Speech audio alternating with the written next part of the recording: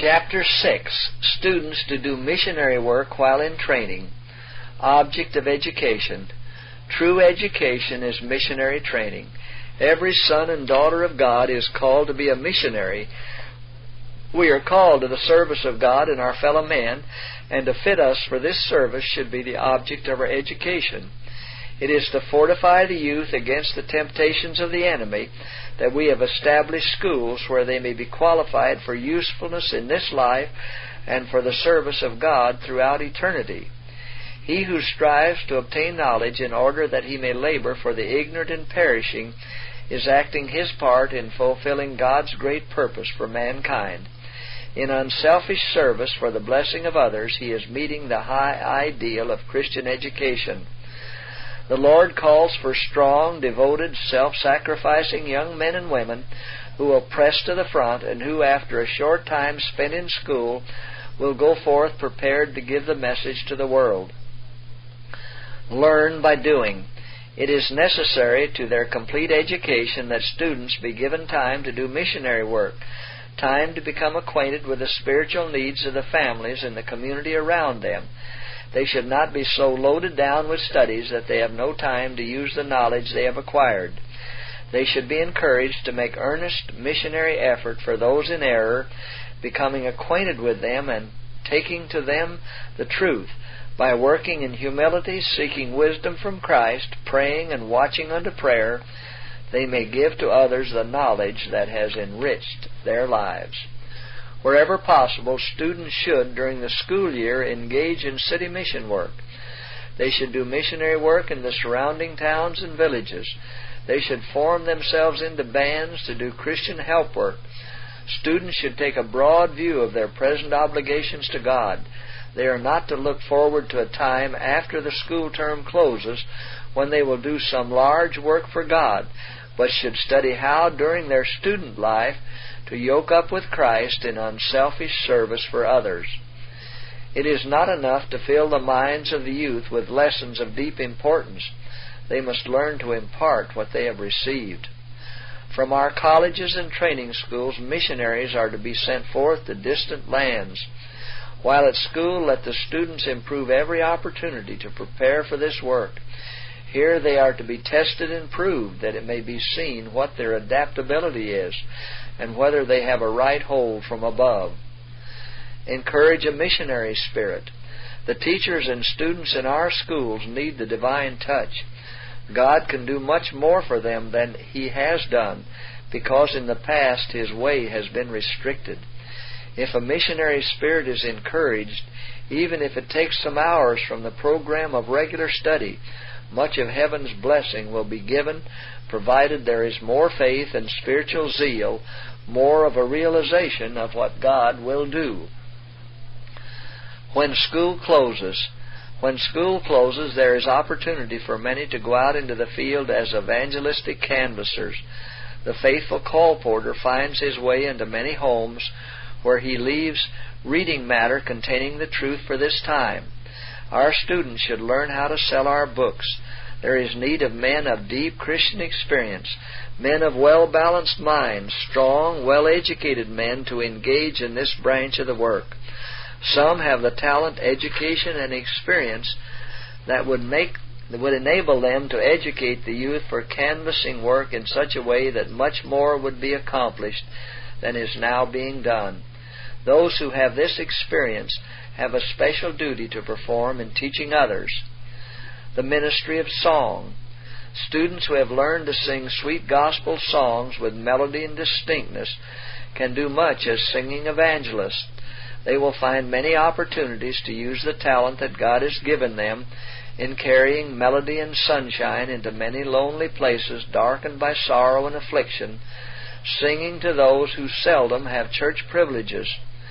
Students go out into the highways and hedges, endeavor to reach the higher as well as the lower classes, enter the homes of the rich as well as the poor, and as you have opportunity ask, would you be pleased to have us sing some gospel hymns?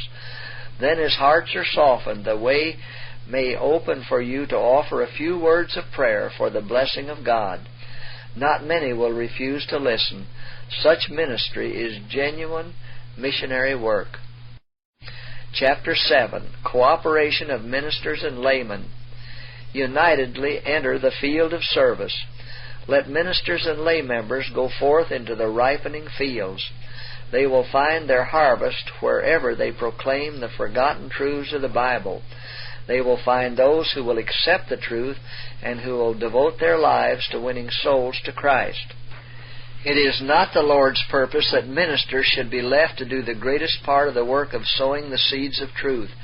Men who are not called to the ministry are to be encouraged to labor for the Master according to their several ability. Hundreds of men and women now idle could do acceptable service. By carrying the truth into the homes of their friends and neighbors, they could do a great work for the Master. God has given His ministers the message of truth to proclaim. This the churches are to receive, and in every possible way to communicate, catching the first rays of light and diffusing them. The people must lift where the minister lifts, thus seconding his efforts and helping him bear his burdens, and then he will not be overworked and become discouraged. There is no influence that can be brought to bear on a church that will be enduring unless the people shall move intelligently from principle to do all they can to forward the work. A convincing combination. The world will be convinced, not by what the pulpit teaches, but by what the church lives. The ministry in the desk announces the theory of the gospel. The practical piety of the church demonstrates its power. The work of God in this earth can never be finished until the men and women comprising our church membership rally to the work and unite their efforts with those of ministers and church officers. Preaching is a small part of the work to be done for the salvation of souls. God's Spirit convicts sinners of the truth, and He places them in the arms of the church. The ministers may do their part, but they can never perform the work that the church should do. The dissemination of the truth of God is not confined to a few ordained ministers. The truth is to be scattered by all who claim to be disciples of Christ. It must be sown beside all waters. Ministers may preach pleasing and forcible discourses, and much labor may be put forth to build up and make the church prosperous, but unless its individual members shall act their part as servants of Jesus Christ, the church will ever be in darkness and without strength. Hard and dark as the world is, the influence of a really consistent example will be a power for good. A fatal mistake. It is a fatal mistake to suppose that the work of soul saving depends alone upon the ministry. The humble, consecrated believer upon whom the Master of the vineyard places a burden for souls is to be given encouragement by the men upon whom the Lord has laid larger responsibilities. Those who stand as leaders in the Church of God are to realize that the Savior's commission is given to all who believe in His name. God will send forth into His vineyard many who have not been dedicated to the ministry by the laying on of hands. The idea that the minister must carry all the burdens and do all the work is a great mistake. Overworked and broken down, he may go into the grave when, had the burden been shared as the Lord designed, he might have lived. That the burden may be distributed, and education must be given to the church by those who can teach the workers to follow Christ and to work as He worked. The minister should not feel that it is his duty to do all the talking and all the laboring and all the praying. He should educate helpers in every church. Let different ones take turns in leading the meetings and in giving Bible readings. In so doing, they will be calling into use the talents which God has given them, and at the same time be receiving a training as workers. Ministers should not do the work which belongs to the church, thus wearying themselves and preventing others from performing their duty. They should teach the members how to labor in the church and in the community. When an effort is made to present our faith to unbelievers, the members of the church too often stand back as if they were not an interested party and let all the burden rest upon the minister. For this reason, the labor of our most able ministers have been at times productive of little good. The minister's duty. The best help that ministers can give the members of our churches is not sermonizing, but planning work for them. Give each one something to do for others. Help all to see that as receivers of the grace of Christ, they are under obligation to work for Him. And let all be taught how to work. Especially should those who are newly come to the faith be educated to become laborers together with God. Ministers preach the truths that will lead to personal labor for those who are out of Christ. Encourage personal effort in every possible way.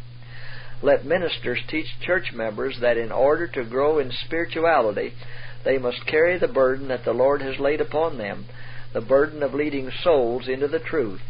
Those who are not fulfilling their responsibility should be visited, prayed with, labored for. Do not lead people to depend upon you as ministers.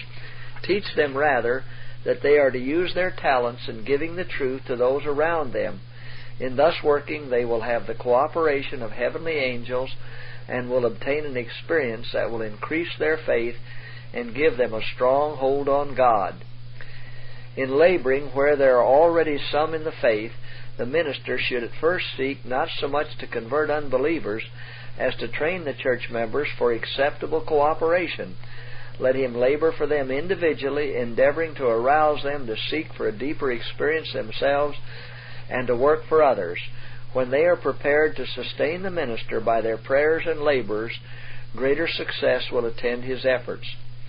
In some respect, the pastor occupies a position similar to that of the formation of a gang of laboring men or the captain of a ship's crew. They are expected to see that the men over whom they are set do the work assigned to them correctly and promptly, and only in case of emergency are they to execute in detail. The owner of a large mill once found his superintendent in a wheel pit making some simple repairs while a half-dozen workmen in that line were standing by idly looking on. The proprietor, after learning the facts so as to be sure that no injustice was done, called the foreman to his office and handed him his discharge with full pay. In surprise, the foreman asked for an explanation. It was given in these words: "I employed you to keep 6 men at work. I found the 6 idle and you doing the work of but 1. Your work could have been done just as well by any one of the 6. I cannot afford to pay the wages of 7 for you to teach the 6 how to be idle." This incident may be applicable in some cases and in others not, but many pastors fail in not knowing how or in not trying to get the full membership of the church actively engaged in the various departments of church work. If pastors would give more attention to getting and keeping their flock actively engaged at work, they would accomplish more good, have more time for study and religious visiting, and also avoid many causes of friction. A good example: the Apostle Paul felt that he was to a large extent responsible for the spiritual welfare of those converted under his labors. His desire for them was that they might increase in a knowledge of the only true God and Jesus Christ whom he had sent. Often in his ministry he would meet with little companies of men and women who loved Jesus and bow with them in prayer, asking God to teach them how to maintain a living connection with Him. Often he took counsel with them as to the best methods of giving to others the light of gospel truth, and often when separated from those for whom he had thus labored, he pleaded with God to keep them from evil and to help them to be earnest, active missionaries.